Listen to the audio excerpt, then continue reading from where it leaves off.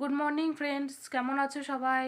তো আমি তো ভালো আছি। আর ভালো আছি বলতে মানে এখন এই মুহূর্তে প্রচণ্ড পরিমাণে শীত করছে। আর এই যে পুচুসোনা উঠে পড়েছে। তো আমি উঠেছি অনেকক্ষণ আগে, কিন্তু এখনও রুম থেকে বেরোয়নি। বেরিয়েছিলাম দুই একবার, আর তারপরে আর বেরোয়নি। এত শীত করছে, এত শীত করছে, মনে হচ্ছে চুপচাপ এই লেপের তলায় বসেই থাকি। তো যতক্ষণ না বাইরে গিয়ে কোনো কাজ সারছি ততক্ষণ এই শীতটা কাটবে না। তো এখন কিন্তু বাজে 8টা 6, আর আমি উঠেছিলাম তখন 6টা 40 এরকম বাজছিল। তো এতক্ষণ কাজ করলে সমস্ত কাজ হয়ে যেত আমার, কিন্তু প্রতিশোনা উঠে পড়েছে। আর ওকে এখন ঠান্ডায় বের করিনি, ওই জন্য এখন বসে আছি। আর আমি তো সকালবেলা উঠে তোমার বাইরেটা একটু ঝাড়ু দিয়েছি, আর তোমাদের দাদাভাই গাড়ি নিয়ে গেছে, ওকে চা করে দিয়েছি, আমি চা খেয়েছি। তো তারপরে বাথরুম গেছিলাম, তারপরে এখন এসে এখানটায় বসে আছি চুপচাপ। তো এরপরে বাইরে যাব, আর বাইরে গিয়ে তোমার কাজকর্ম সারবো। বাসনপত্র এখনও সব নামানো আছে, চলো তোমাদেরকে একটু দেখাই। তো এই যে দেখো, এখানে সমস্ত বাসনপত্র নামানো আছে। সকালবেলা চা খেয়ে নিয়েছি, আর আমি তারপরে তো মশারির ভেতর ঢুকে বসে আছি এখন। আর মেয়েকে বললাম তুই এখন এখানেই পড়তে বস, এখন তোমার বাইরেটা অনেকটা ঠান্ডা। আর আমি চলে গেলে মেয়ে তোমার কান্নাকাটি করছিল বলে আমিও একটুখানি বসে আছি। তো ওকে আগে খাইয়ে দেবো, তারপরে ওকে রেডি করিয়ে তারপরে ও বাইরে যাবে।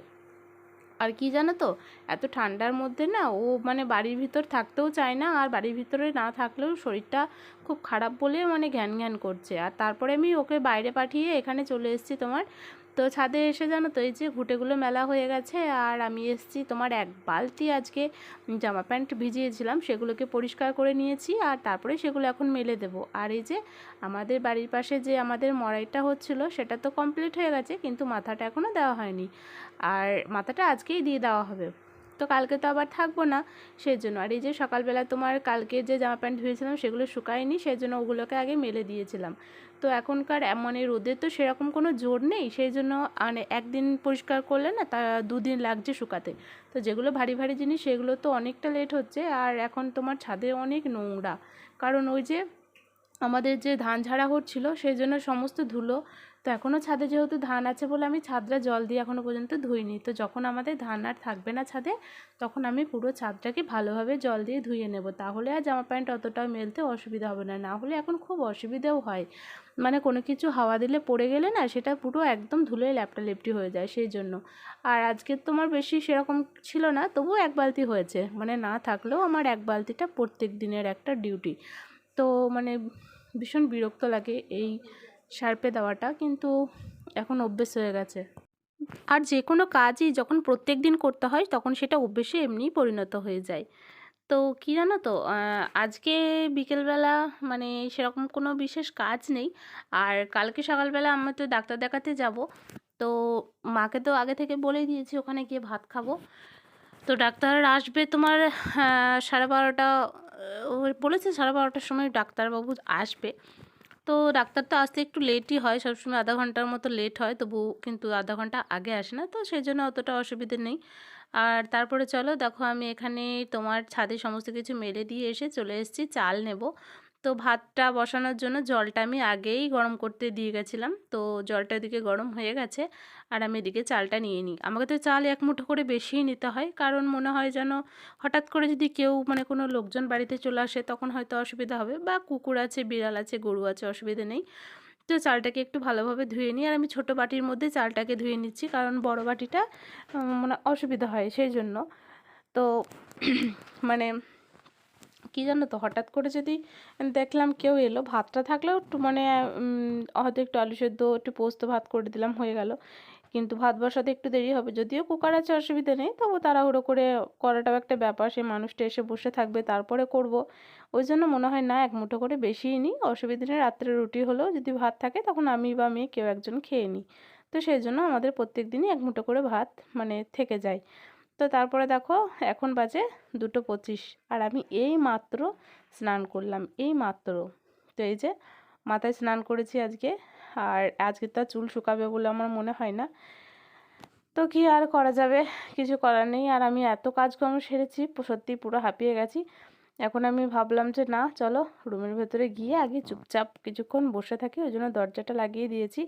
আর হ্যাঁ, পাপোশটা ঘরের ভিতর ঢুকিয়ে নিই, কারণ মানে রুমের ভিতর না ঢুকিয়ে রাখলে না একটা বিড়াল আছে খুব বদমাশ, তো বিড়ালটা সবসময় মানে ওটাকে নিয়ে মানে সাইডে সরিয়ে দেয় এরকম। তারপরে মেয়ে এসে বলছে মা খিদে পেয়েছে খিদে পেয়েছে, আমি কী খাবি নি, বলে চলো শাক আলু মাখা করি।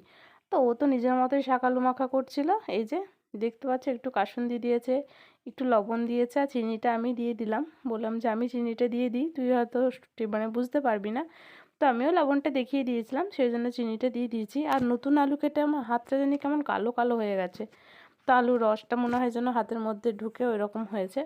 তো তারপরে এই যে দেখো তোমার শাক আলুটা মাখা হয়ে গেছে।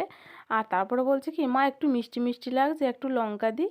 তো একটা লাল টাইপের লঙ্কা ছিল, সেই লঙ্কাটাকেও এখন এর মধ্যে মেখেছে। তারপরে যে কি ঝাল হয়েছিল কি না বলবো, এত ঝাল হয়েছিল। তো তারপর আর খাওয়াটা মানে সত্যি প্রচণ্ড একটা কষ্টের ব্যাপার হলো। শেষ পর্যন্ত আমি কি করেছিলাম জানো, শেষ পর্যন্ত আমি তোমার শাক আলুটা গিয়ে জলের মধ্যে ধুয়ে নিয়েছিলাম, তারপরে শুধু খেয়েছি। আর এত ঝালটা আর সত্যিই খেতে পারিনি গো। আর মেয়ের মুখের রিয়াকশানটা দেখো, ওর তো খুবই ভালো লেগেছিল। তো প্রথমে অতটা ঝালটা বুঝতে পারেনি, তারপরে খেয়ে বলছে কি মা খুব ঝাল। তো আর ও আর খায়নি। তারপরে বিকালবেলা এসে দেখো আমরা চলে এসেছি এখানে একটা মেলাতে। তো এই মেলাটা না অনেকটা বড় হয়, মানে অনেকটা মানে অনেক বড়, মানে কোন দিকটায় দেখছি আর কোন দিকটায় দেখছি না একদম মেলাটা বোঝা যায় না। তো আমি মেলাটায় প্রথমবার আসলাম, তো মেলাটা সব মিলিয়ে ভালোভাবে আমি কিছুই দেখতে পারিনি, মানে একটা সাইডই ঘুরতে পারিনি। তারপরে পুরো মেলাটা তো অনেক পরের কথা। তো আমরা এসে এখন বড় মেয়েকে খুঁজছিলাম, কারণ বড় মেয়ে এসেছিলো এক দিদির সাথে, মানে আমাদের বাড়ির পাশেই, মানে আমাদের বাড়িরই দিদি আছে, তো দিদির সাথে এসেছিলো। তো সেই জন্য দিদিকে ফোন করে বললাম যে তোমরা কোথায় আছো বলো, তো এখন বড় মেয়েকে খুঁজতে বেরিয়েছি, তো ওদের সাথে দেখা হয়ে গেলে তারপর আমরা একটুখানি ঘুরে বাড়ি চলে যাব। তো সেরকম প্ল্যানিং করেছি। আর চলো আজকের ভিডিওটা এই পর্যন্তই। তোমরা ভিডিওটা ভালো লাগলে অতি অবশ্যই কিন্তু লাইক কমেন্ট শেয়ার করতে ভুলো না। আর হ্যাঁ, আর তোমরা কীরকম ধরনের কী ভিডিও দেখতে চাও সেটাও কিন্তু কমেন্ট করে বলো, তাহলে আমার ভিডিও করতে সুবিধা হবে। আর কি জানো তো, ভিডিওটা যদি মানে আমি করতে পারবো, কেউ যদি ক্যামেরাটা একটু ধরে দেওয়ার জন্য থাকে তাহলে ভালো সুবিধা হয়। কিন্তু যাই হোক চলো আজকের মতো এখানেই, tata, bye bye, good night বন্ধুরা। তোমরা খুব ভালো থেকো আর সুস্থ থেকো, নিজে খেয়াল রেখো। চলো টাটা।